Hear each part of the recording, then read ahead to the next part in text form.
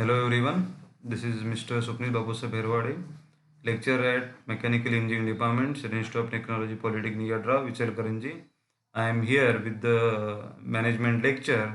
In this, our chapter is directing and controlling at supervisory level. That is third chapter in your syllabus. In this, we have already covered the first 2 points, and this is the third point, that is managerial control. Okay, so we will start with the point.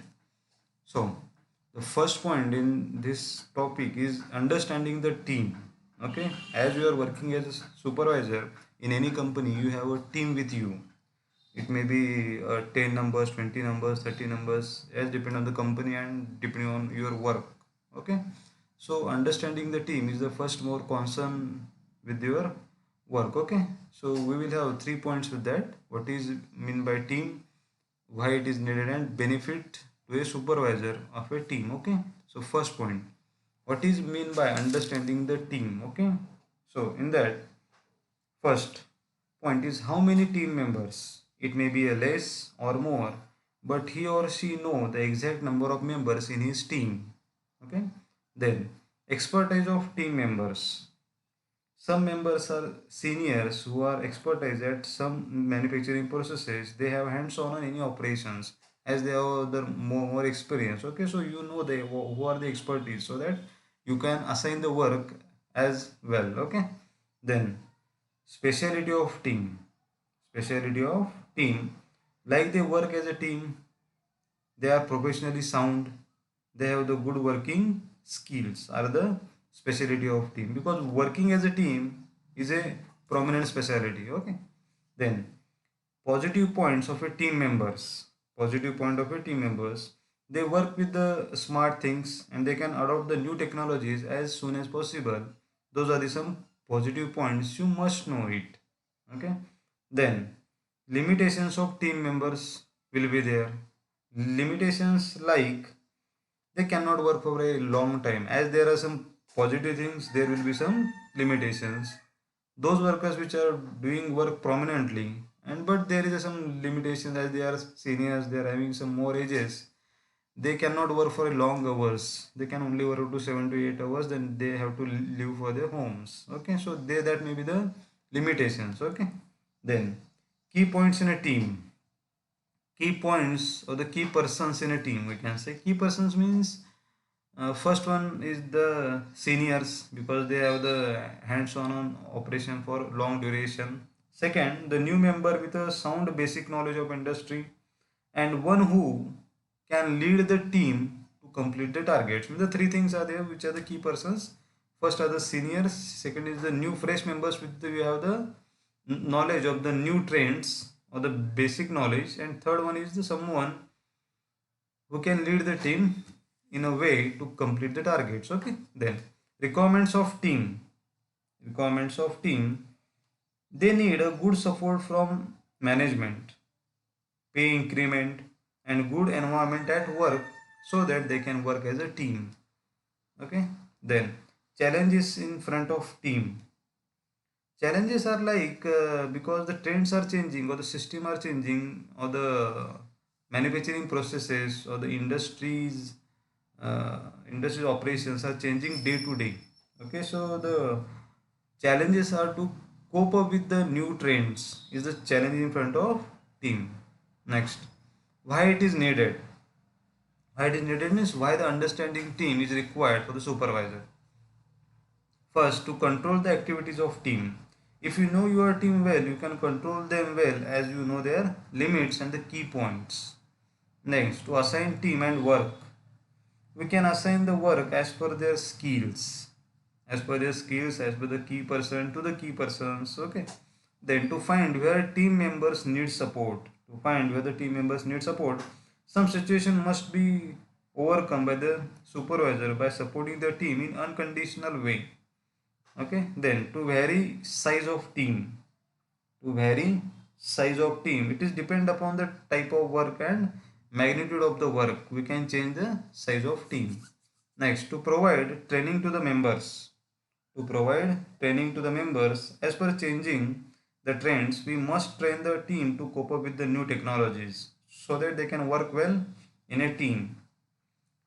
Then, to utilize the team members effectively,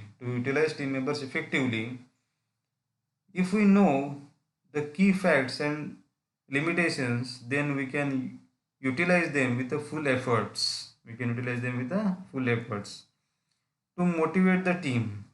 Motivation is required at every stage in a company so that your worker, the subordinates, have motivated and he did do the work with the full efficiency. Okay, and he can reflect his work with the set goals and with the production. Okay, next.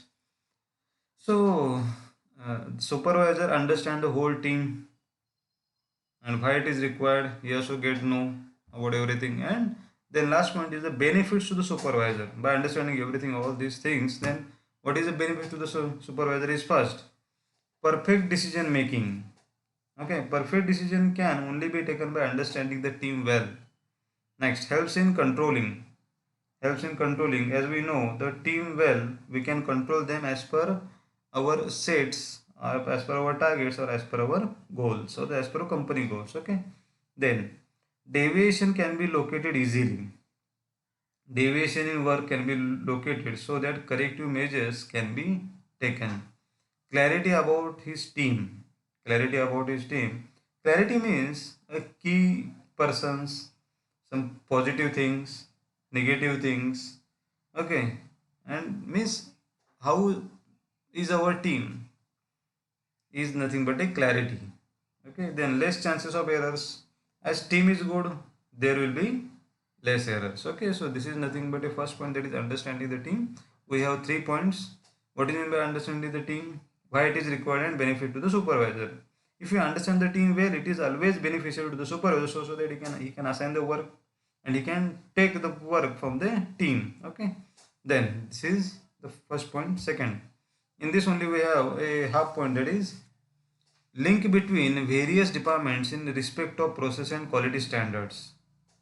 Link between the various departments in respect of process and quality standards. As supervisor will have the link between the maintenance department with the stores and inventory, with the quality control, with the HR department, and with the dispatch. Okay, as a supervisor must be linked between various departments on the production shop floor, because all the employees which are under him are working at their own work stations.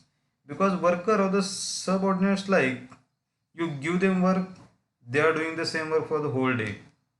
Okay, they doesn't care about what happening on other sides. Okay, then they are static ones, but the supervisor, the manager, can have the dynamic linking or the relation with the concerned other departments like maintenance, stores and inventory, then purchase, quality control, the design, the HR, and dispatch, etc. This link with the other functional department helps to achieve the standards in process and quality. The supervisor is a dynamic one. He must have the contact, or he must find the relation between all these other departments also. Okay, because he is a leader. Okay. Next, first link between, or the link with the maintenance department. First, for intimation of breakdown. So that idle time can be reduced. As we intimated as early as possible, the maintenance department worker will come and he will do the maintenance as early as possible, so that idle time for that machine will get reduced. Next, for prior communication regarding visit before any breakdown or repair. This is nothing but a preventive maintenance. Means you are doing the preventive maintenance so that the huge accident can be saved. So this is nothing but a before any breakdown, that is preventive maintenance. Okay.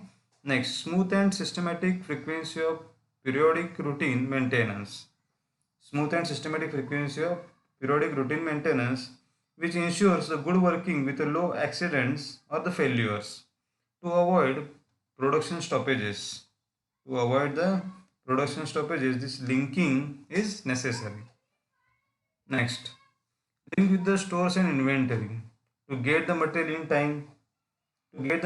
Means as raw materials or the casting which are input to the machine.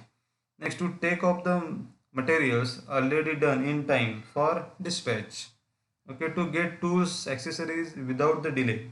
If we delay in getting the tools, that will increase the idle period, and which hampers the production, okay. Then to have smooth production, we must have contact with the stores and inventory, so that we can have a good production rate. Next, to avoid accumulation of material on the shop floor must be clean, okay. Inventory must be there at store. It may be a raw material, it may be a semi-finished product, it may be some rework product, it may be a finished product, okay. It must be at the store only, okay. Next, this is what with the stores and inventory, okay. Next, link with the quality control. This will maintain the standard and quality as per the specification, because the comparing the standards with the actual ones is the work of the quality department. Next, it avoid large scale mistake due to in time estimation. Quality control department is like you can check the quality of the material as soon as you worked with the finished material, okay. Next, to check the material from the raw material to finished level means the quality control department, you are checking the raw material at input, and with the every step of operation they are keen to check the material so that there will be no error at the end of the operation, okay. Next, to rectify and correct the ongoing mistakes. Rectifying the ongoing mistakes so that it have the minimal wastage of the material. Next, to restrict the error. Restrict errors in a given tolerance or the standards to find the error so that production will increase its operation, tactics and machinery. Okay, so this is the linkage with the quality controls, means the supervisor will have the linkage with the maintenance department, then with the stores and inventory, with the quality control, with the HR department, with the design, with the dispatch. He must be a dynamic person. He must be a good leader. He must be a visionary one to set the targets, to get work done, to do the forecasting, so that there will be no any hampering of the production. Okay. So this is what the supervisor must know, or supervisor must be a dynamic one. Next, so what is the advantages to have the link between the departments? First, no production stoppage as there is a smooth working operation. Second, smooth operation due to continuous linkage between the other departments. Quality in production as per the standards. Controlled production as per the requirement of the company. No rework. Quality work will lower down the rework. No misunderstandings. Good linkages between the departments will lower down the misunderstandings, or it does not create any chaos between the departments, okay. Next, closed loop type communication. Closed loop type communication means if you find any error, then solution, then its implementation, then result, and then again feedback. This closed loop system or the type of communication will improve the work, okay. Next, coordinated efforts among the various departments. Coordination is the key to success, or to complete the targets with the goal of the company, okay. So this is the advantage of the linkages in between the companies, so that the supervisor can work with a full efficiency and the company will complete his targets, okay. So next, steps in control processes. First, just we have the 5 steps. First, setting performance standards. Second, measurement of actual performance. Third, comparison. Fourth, analyzing the deviation. And fifth, taking the corrective actions. Since we are setting any industry, we are performing any operations, any raw material, first we must set the standards, and the standards will be like which are achievable. We cannot set a standard like do the operation where the tolerance is only 2 or 3 microns, okay.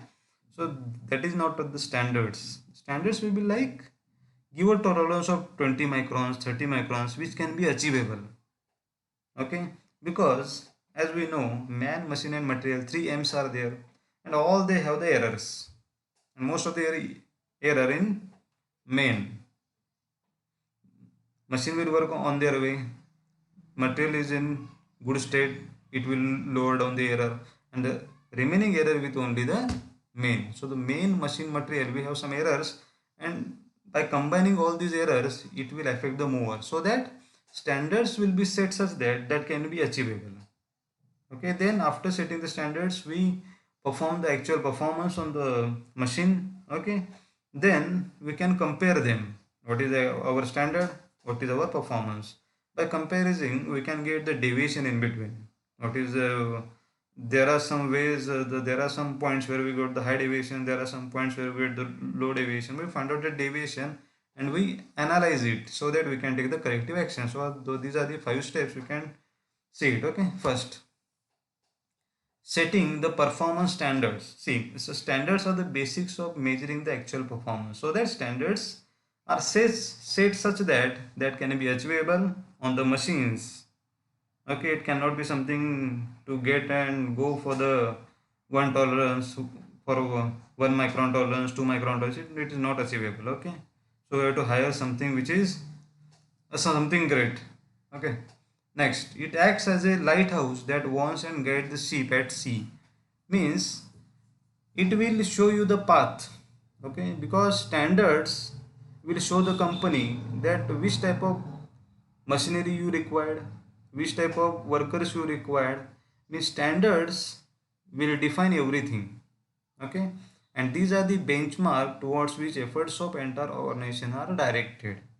If the standards are such that, so that all the company departments will work for to cope up with the standards. Okay, next, these standards can be expressed in quantitative way and qualitative way. Quantitative means with the standards can be expressed in the numbers. It can be a revenue, it can be number of units, like this. Okay, in qualitative term means it can compare the quality of labor. It may be his promptness, his sincerity, his working nature, all these things. Okay, then standard set should be flexible, they cannot be fixed. Okay, so that these are the flexible, so that we can change the standards as per the company requirement, as per the company condition, as per the new trends. Okay, so the standards must be flexible so that we can change it as per our conditions. Okay, so next, as I said there, that standards can be quantitative and standards can be qualitative. Quantitative means which are the quantity, which are the numbers. Okay, so the first, revenue to be earned. Revenue means it is a gross profit to be earned. Units to be produced and sold, it is the numbers only. Cost to be incurred, how much cost that will be incurred in the equipments, in the raw materials, in the then for some tools and everything. And time to be spent in performing the task, the time can be measured again in quantity. Amount of inventories to be maintained at the stock floor, at the stores, everything is will be in quantity. Okay, so the quantitative standards can be set easily and can be compared easily because these are the numbers. Okay, next, see example of qualitative standards: improving the motivational level of employees. Improving the motivational level, this cannot be a quantitative, this can be only a quality of the employee. Okay, improving the labor relations, qualitative. Improving the quality of products, quality control. Improving the goodwill, means it is setting the good relations. Okay, so see, if I take an example of anything, if you are the students, you are getting the good marks in unit test. Okay, so we can compare the students with the help of unit test marks, and it is easy one to compare the students with the marks. Okay, if I am comparing the students with their sincerity, then if I am comparing the students with their qualities to attend the lectures, promptness in attending the lectures, it is not easy. Okay, because in qualitative standards there is a change in perception at looking at the object or that looking at the students. In quantitative there is no perceptions. These are the marks, and these will be marks seen by every faculty in the same number. If there are marks like 20 out of 20, everyone see it as a 20 out of 20. Okay, so this is good to compare the thing. So always set the standards in quantitative standards to set the standard in numbers so that we can compare it well and we get the analysis well and we can do the corrective actions. Okay, next,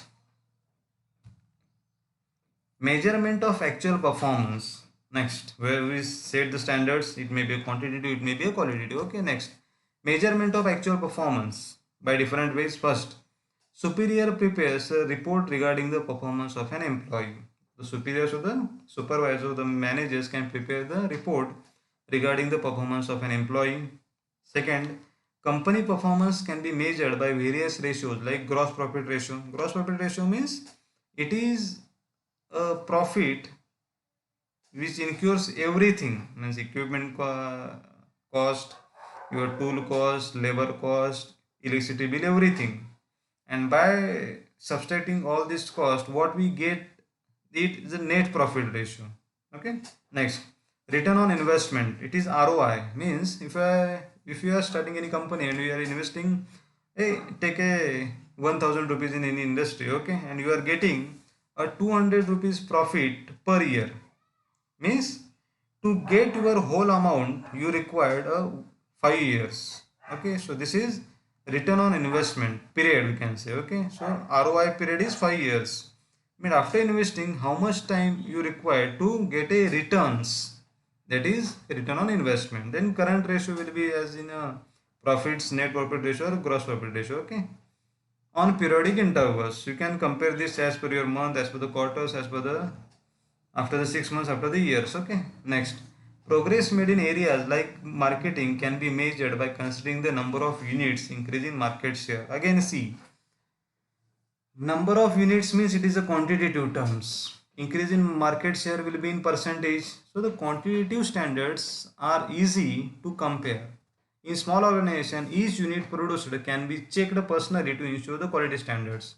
The small organization will have the simply 4 to 5 workers, say 4 workers on the machine, 1 worker for the quality checking, so that the quality checking worker can check each and every finished product easily.